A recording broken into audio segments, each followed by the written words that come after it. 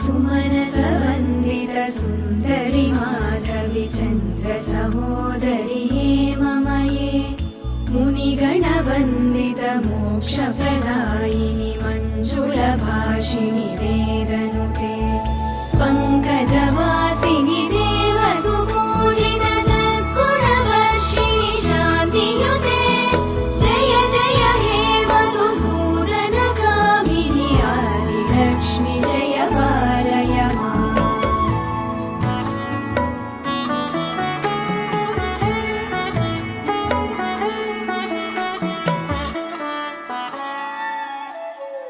अयि कलिकल्मषनाशिनि कामिनि वैदिकरूपिणि वेदमये क्षीरसमुद्भव मङ्गलरूपिणि मन्त्रनिवासिनि मन्त्रनुते मङ्गल